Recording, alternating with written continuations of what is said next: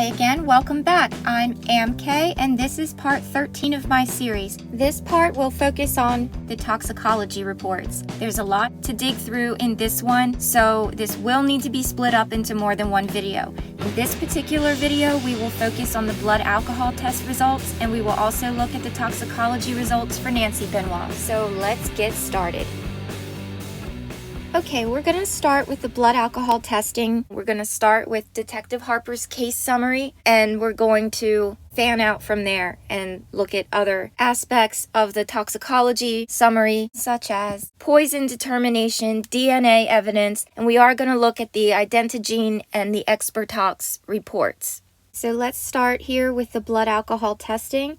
On June 29, 2007, the Georgia Bureau of Investigation's Crime Lab released post-mortem blood alcohol test results for 3 members of the Benoit family. The ethyl alcohol test results for Nancy Benoit showed a result of 0.184, and then it says plus or minus 0.006 grams per 100 milliliters. The report also noted that the results may be unreliable due to the putrid nature of the sample. Now, what that means in parentheses, plus/minus 0.006 grams, in statistics, that's what's known as the margin of error. So you would read that like 0.184, give or take 0.006 grams per 100 milliliters. So in other words, these test results could actually be as high as 0.19 grams per 100 milliliters, or it could be lower at 0.178 grams per 100 milliliters. And then that range of numbers that falls within the lower parameter and the higher parameter is known as the confidence interval. So the true value lies somewhere within that range. And I know this from taking many statistic classes as a psych major at Penn State. But anyway, Dr. Sperry with the crime lab, and boy do I have a lot to say about this guy. Dr. Sperry with the crime lab explained that since bacteria levels increase in the body during the decomposition process, a blood alcohol result may be affected. Dr. Sperry stated the blood alcohol results for Nancy Benoit may be elevated completely, in part, or not at all, due to decomposition of the body. So, okay, cool, Dr. Sperry. You covered your ass in all the necessary areas there. So he's saying that, hey, even though the blood alcohol testing shows that Nancy had a blood alcohol level of 0.18, which in Georgia is well above the legal limit of 0.15, but Dr. Sperry is saying, well, that could be due to decomposition, either completely, maybe a little bit, or maybe not at all. So what kind of answer does that even really give us?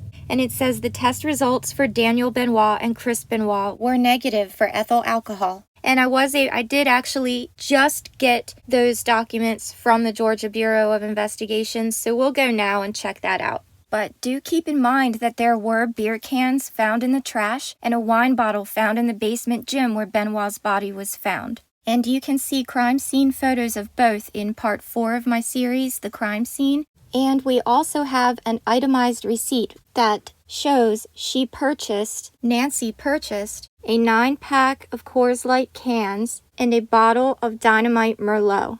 And we know that Nancy purchased this on the Friday that she allegedly died because we have her signature on the receipt. And when I say allegedly, please keep in mind that I am not saying I think Chris didn't do this. What I'm saying is I think the timeline is wrong.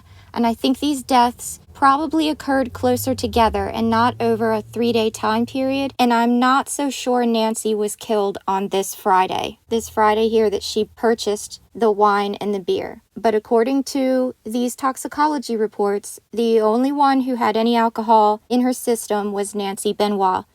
Okay, so by filing another information request with the Georgia Bureau of Investigations, I was able to get a copy of the blood alcohol postmortem and the postmortem toxicology reports. So we're going to start with Nancy's blood alcohol postmortem. You can see right here at the top left, victim Nancy Benoit, and it says evidence on June 28, 2007. The laboratory received the following evidence from the GBI Medical Examiner Headquarters and then DOFS, that stands for Division of Forensic Sciences. via lockbox. And on the Georgia Bureau of Investigation's Division of Forensic Sciences website, they have a section that pertains to evidence collection, and it says right here there are evidence depository boxes called lockboxes in each of the Division of Forensic Sciences laboratories. These are secure evidence containers designed for the submission of evidence during business hours, and this is what they look like. This is not an actual picture of the lockboxes at the Georgia Bureau of Investigations. This is just a photograph that I found online, so you can have an idea of what they look like. And the link to this section of the GBI website is in the description box below.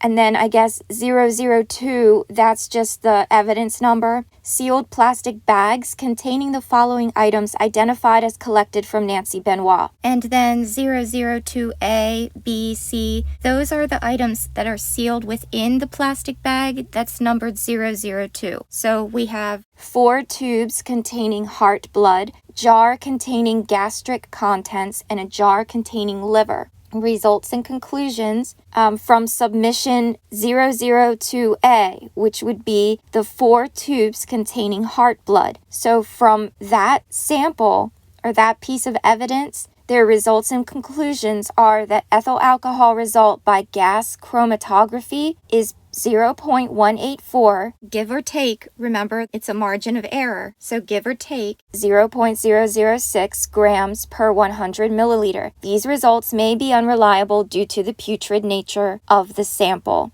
And there's a link below to this website that you're seeing on the screen right now if you'd like to read more about the process of gas chromatography.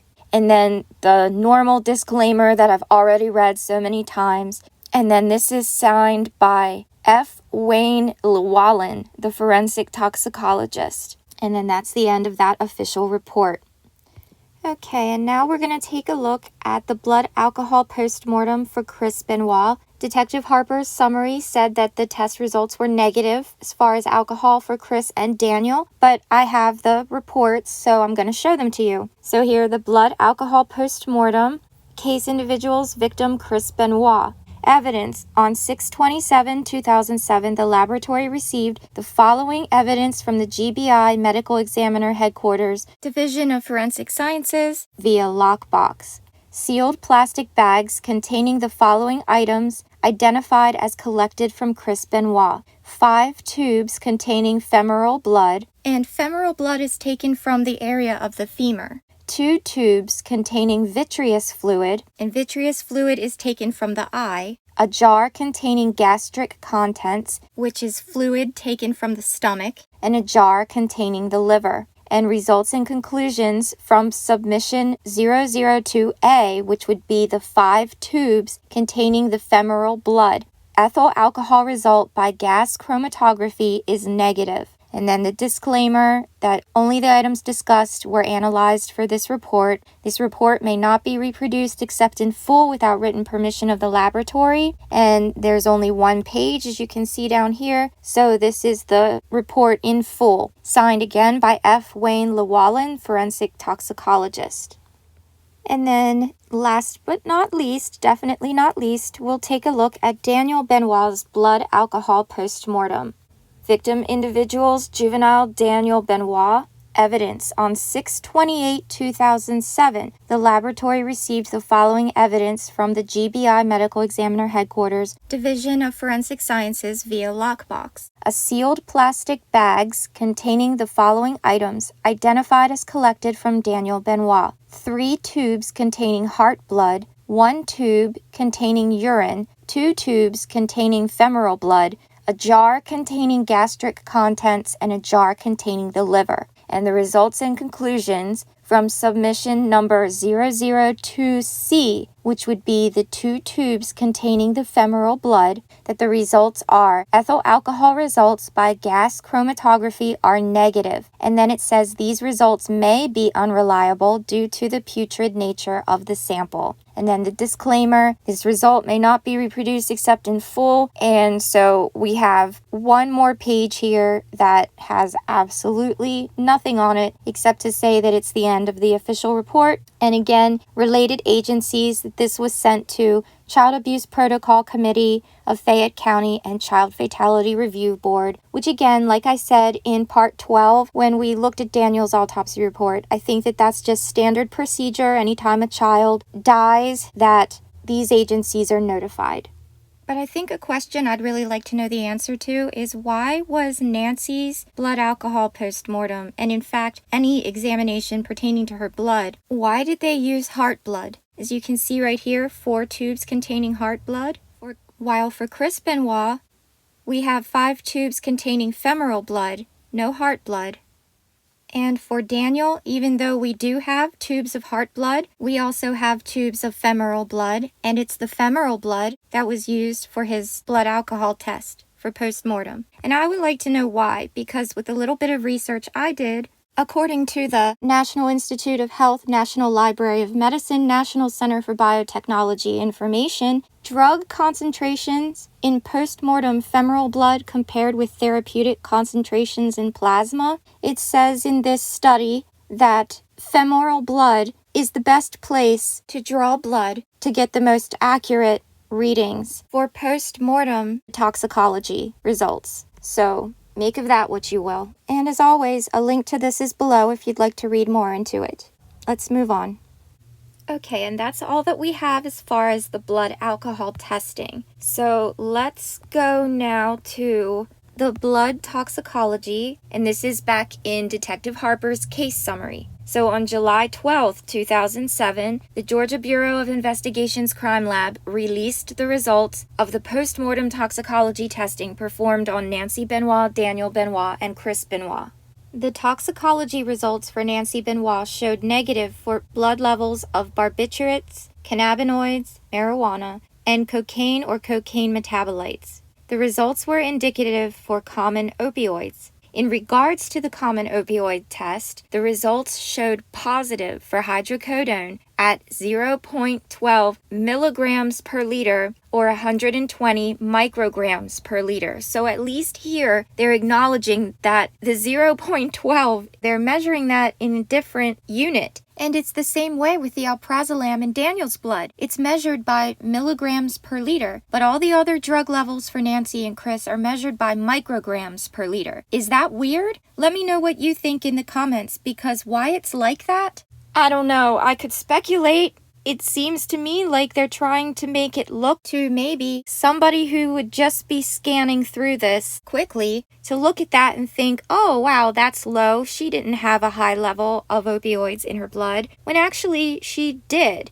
120 micrograms per liter is relatively high. Then it goes on to say hydrocodone is prescribed to Nancy Benoit. And yeah, it is. Like a lot of hydrocodone was prescribed to Nancy Benoit and to Chris Benoit. And you can see how many prescription bottles they found in the Benoit home after they got the search warrant in part 5, I think, of my series. I mean, it's an unbelievable amount. But then it says here, Dr. Sperry of the GBI Crime Lab stated the level is not excessive and felt the results were consistent with the therapeutic dose of medication. While I have a good deal of evidence of some corruption with this Dr. Sperry, and after this I am going to do a little video, sort of like I did with Dr. Aston, the one who prescribed the hydrocodone. I'm going to do a little video like that about Dr. Sperry, so you can kind of get a feeling of what kind of man this is. It goes on to say the common opioids test was also positive for hydromorphone at 28 micrograms per liter. So now we're back to micrograms per liter. So Dr. Sperry explained that the hydromorphone level was more than likely a byproduct of the body metabolizing the hydrocodone and not from ingesting a separate drug. The common opioid testing also showed a positive result for alprazolam at 23 micrograms per liter. Dr. Sperry also advised the test results appeared to be at a therapeutic level. Nancy Benoit is prescribed alprazolam, otherwise known as Xanax. Now, before we move on in the summary, let's take a look at Nancy's toxicology report from the Georgia Bureau of Investigations. And I just got these documents too, just yesterday. You can see up here, toxicology post-mortem, case individuals, Nancy Benoit. Evidence. On 6/28/2007, the laboratory received the following evidence from the GBI Medical Examiner Headquarters, Division of Forensic Sciences via lockbox. Sealed plastic bags containing the following items identified as collected from Nancy Benoit. 4 tubes containing heart blood, a jar containing gastric contents, a jar containing liver. Results and conclusions. Drug screen results by immunoassay. And according to ScienceDirect.com, immunoassay is a highly selective bioanalytical method that measures the presence or concentration of analytes ranging from small molecules to macromolecules in a solution through the use of an antibody or an antigen as a biorecognition agent. And the link to this is below if you'd like to read more about immunoassays. Submission number 002A, which would be the 4 tubes containing heart blood. And the drug screen classification, and you can see underneath, they tested for barbiturates and the result negative, cannabinoids, marijuana, result negative, cocaine and cocaine metabolites negative, but common opioids indicative. Drug confirmation results. Results were obtained using one or more of the following instrumental methods: gas chromatography/mass spectrometry, liquid chromatography/mass spectrometry/mass spectrometry. And there's links below to articles about gas chromatography/mass spectrometry and about the liquid chromatography if you'd like to learn more about what those techniques are about. Submission 002A, again from the 4 tubes containing heart blood, it was positive for hydrocodone at 0.12 milligrams per liter, give or take 16%. Remember, that's the margin of error. And again, please note, they're showing you that it's 0.12 milligrams per liter, and then for the other results, they're showing you micrograms per liter. I seriously don't know why they keep doing that, but it seems really shady. Because I think that if that top number would say 120 micrograms per liter, people might look at that and say, whoa. But if you're just skimming over this report, it could be very easy to not notice that it's measured in a different unit than the others, especially the way it's written here as mg/L, and then after that, the word micrograms is written out instead of using the symbol. If you're not aware that the symbol for micrograms is the Greek letter mu, which I'll put a screenshot here so you can see what it looks like, you might assume that mg/L is micrograms per liter, which it is not. It's milligrams per liter.